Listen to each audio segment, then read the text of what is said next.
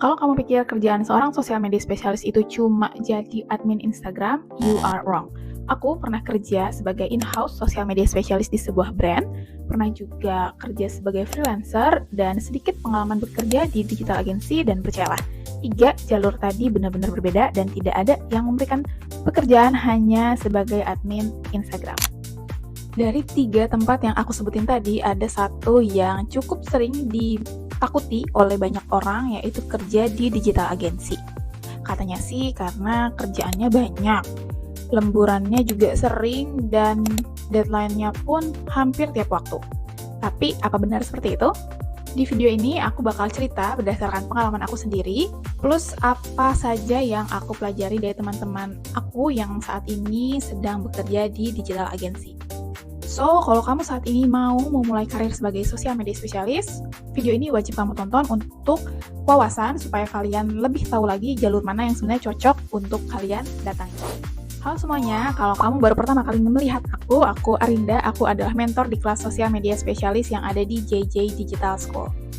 Aku memulai karir sebagai sosial media spesialis in-house di sebuah brand, lalu aku memutuskan menjadi seorang freelancer hingga sekarang. Aku fokus menjadi mentor dan sudah berhasil membantu banyak orang untuk memulai karirnya sebagai sosial media spesialis. Jadi apa yang akan aku share hari ini bukan sekedar teori, tetapi benar-benar pengalaman aku sendiri. Dan nanti di akhir video, aku juga akan memberikan sedikit gambaran kira-kira kalau kalian mau memulai karir sebagai sosial media spesialis, lebih baik start di jalur yang mana sih? Kalau kamu bekerja sebagai in-house social media specialist, itu berarti kamu hanya perlu menangani satu brand saja, misalnya perusahaan skincare. Setiap hari kamu hanya perlu memikirkan brand itu saja, mulai dari target marketnya, content planningnya, campaign-nya, hingga bagaimana brand tersebut bisa berkembang di sosial medianya.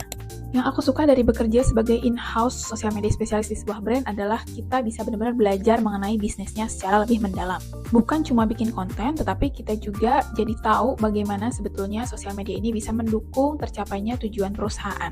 Kalau kamu suka sesuatu yang stabil dan ingin mempelajari sebuah industri secara mendalam, aku rasa jalur ini adalah jalur yang cocok untuk kamu. Dan enaknya lagi, kalau di in-house itu biasanya kita tinggal kerja. Karena banyak tools pendukung yang sudah disediakan oleh perusahaan. Kamu tidak perlu memikirkan branding yang lebih jauh atau lebih mendalam lagi, apalagi kalau kamu bekerja di sebuah perusahaan yang sudah well established. Terus gaji kerja di in-house ini sebenarnya berapa sih?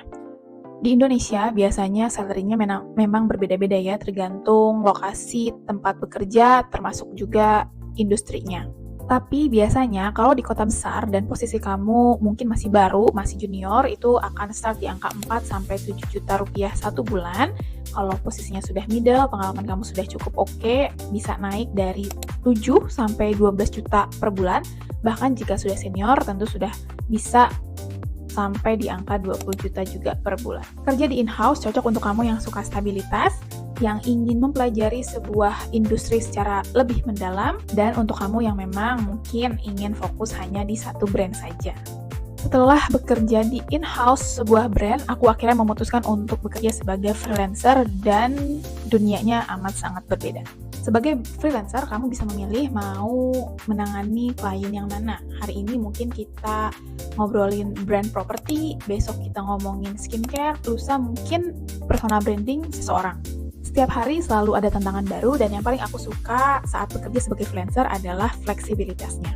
Aku bisa mengatur jam kerja aku sendiri, aku juga bisa memilih klien mana yang ingin aku ajak kerjasama, dan kalau skill bahasa asing kamu baik, kamu juga bisa bekerja sama dengan brand atau klien dari luar negeri.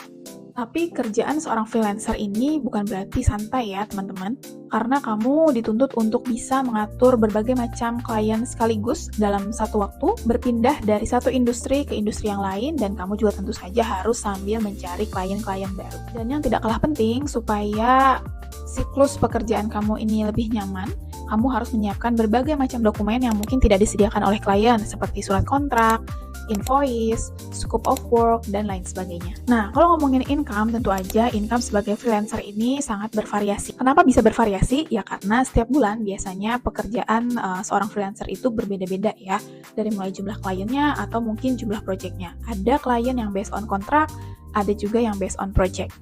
Jadi memang income seorang freelancer itu biasanya tidak selalu stabil.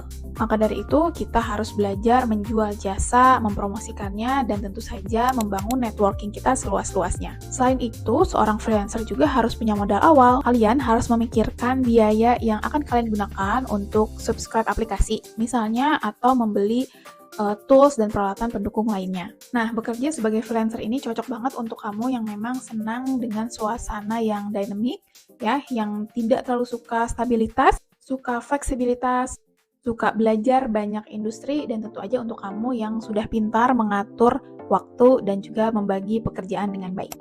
Oke, ngomongin kerja di in-house udah, kerja sebagai freelancer juga udah, sekarang kita akan membahas satu jalur atau satu tempat yang cukup bikin orang penasaran, yaitu kerja di sebuah digital agency. Banyak orang yang bilang kerja di agensi itu super hektik. Ada juga yang bilang deadline-nya sangat ketat dan pekerjaannya juga banyak. Nggak jarang work-life balance-nya pun tidak ada. Itu kan katanya. Nah, di sini aku mau membahas sedikit pengalaman selama kerja di digital agency. Apakah yang tadi aku sebutin itu benar? Aku sendiri pernah nyemplung sedikit di dunia digital agency, jadi selain aku menceritakan pengalaman aku sendiri, aku juga banyak riset ke teman-teman aku yang saat ini bekerja di digital agency dan juga yang memang sudah berpengalaman lama kerja di digital agency. Secara umum, kalau bekerja di sebuah digital agency, kamu akan menangani beberapa brand sekaligus dalam satu tim. Tapi tentu aja, sistem bekerja di sebuah digital agency itu akan berbeda-beda ya. Ada satu agensi yang satu timnya mungkin harus menangani berbagai macam brand dalam industri yang berbeda sekaligus, tapi ada juga mungkin agensi yang memplot satu timnya khusus untuk industri tertentu gitu ya. Misalnya satu tim untuk kuliner atau F&B, satu lagi untuk yang lain untuk skincare atau fashion, seperti itu. Kalau dibandingkan dengan in-house, pace kerja di digital agency tentu aja lebih cepat. Kamu akan terbiasa membuat berbagai macam campaign, pindah dari satu project ke project yang lain, dan menghadapi deadline yang cukup dinamis. Hal lain yang cukup aku notice, kerja di digital agency itu biasanya lebih informal ya suasananya. Hierarkinya seringkali tidak terlalu terasa, sehingga memang diskusi antar tim bisa lebih terbuka.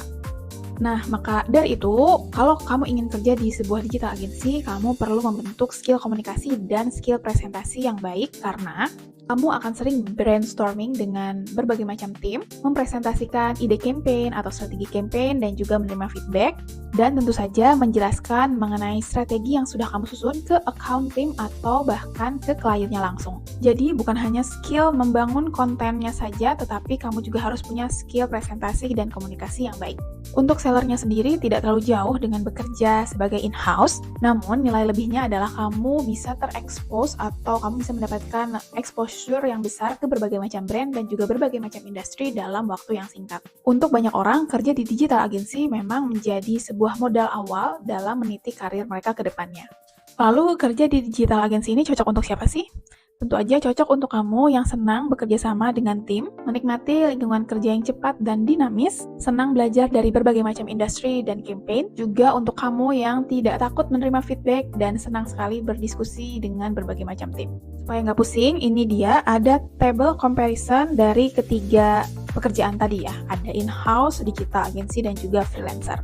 Jadi, mana yang paling bagus? Jawabannya tidak ada yang paling bagus.